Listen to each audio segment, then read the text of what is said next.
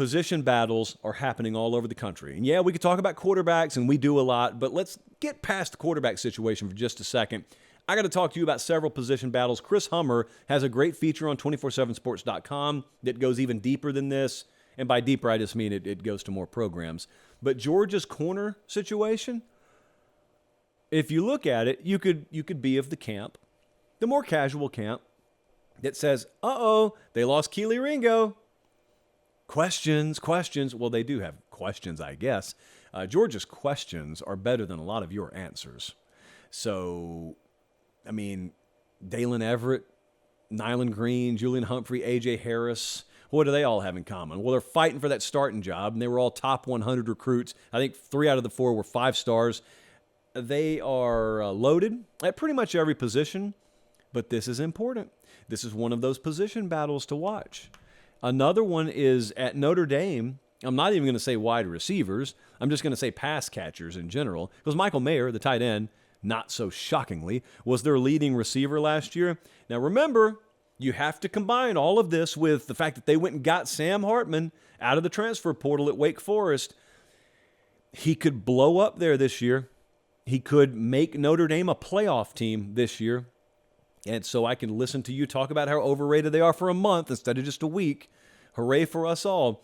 Who is he throwing the ball to? Because last year, they do not return a single guy that had more than 361 yards receiving last year. So they can do a lot better. I think they've got the quarterback to do a lot better. Caleb Smith is a Virginia Tech transfer. We're keeping an eye on him. Jaden Thomas is a redshirt sophomore. They expect big things from him.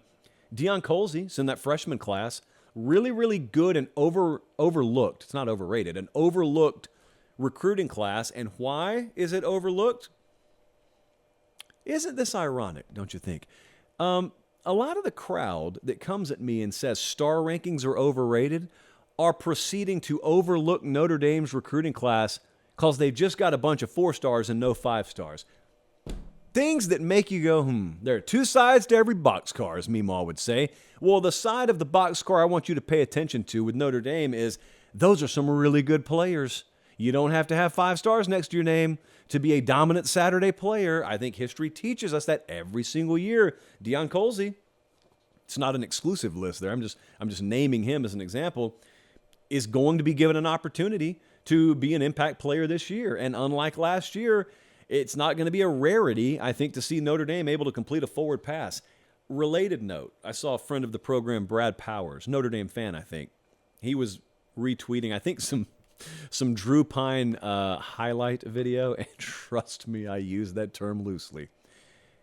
It's some of the worst quarterback play you will have seen at the FBS level. It was shocking that was happening at Notre Dame, and the fact they won 9 games last year. I don't care who they were playing. I don't care if they played Hardaway, Shaw, Northside, and Harris County in consecutive weeks. Some of the quarterback play they were getting last year was atrocious. So welcome to South Bend, Sam Hartman. What about Oklahoma? Now we can talk about wide receivers. Oklahoma, think about a 2-year rolling period here. So famously, at least on this show, famously at this point, Oklahoma saw 4 of their top 5 pass catchers leave when Lincoln Riley left Norman. Now, after the 2022 season, they're losing their top 2 pass catchers from last year's team. So they've lost a lot of talent in the receiver and pass catching department. Jalil Farouk, 466 last year. Gonna count on him. Drake Stoops, 393 last year. Gonna count on him. Need both of those numbers to be way higher. Who's the alpha? Got some younger guys, got some guys that haven't necessarily flourished yet that you could look at there, and that's what spring is for. That's what God invented spring for. Remember, Dylan Gabriel's quarterback there, but they've got Jackson Arnold who's come in, so we'll see who ends up playing the lion's share of the minutes, not just to start the season, but later in the season too. But I think a lot of aspects of this program are going to be a lot better this year than they were last year. But I also think that for them to maximize their potential, look, Brent Venables is a defensive guy. Their defense was pretty bad last year. That is where his attention's got to be. Jeff Lebby, got to get it done. Got to find that alpha receiver and then let everything in that room work off of that. Their defense, not to mention wide receivers, just to go back to that defensive struggle last year, they gave up 30 points per game.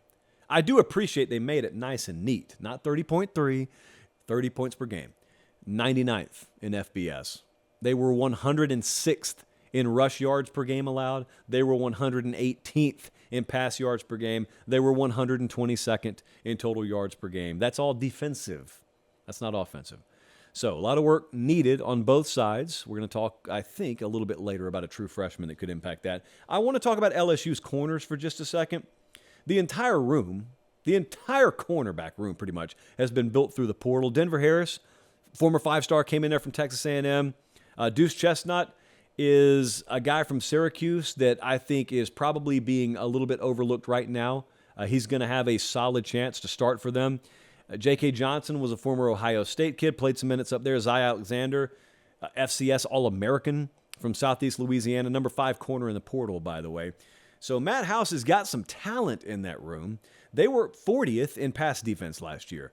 So not the worst in the world, but certainly not the LSU standard either. I mean, they understand what an elite secondary looks like down there. Can you put that together through the portal? Well, it stands to reason, logically at least. You can find a lot of good players in there, but is the cohesion going to happen? Probably not in spring, but we don't have to play a football game at the end of spring. We will see them eventually tee it up in Orlando in another great neutral site game against Florida State. We will see it by that point.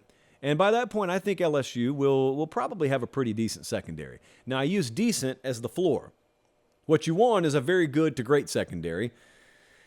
And at least they've put themselves in position. They identified the position of need, and they went out and they shopped, and they got a lot of pieces. And remember, although they've already gotten a ton of pieces, we have not entered this post-spring period yet.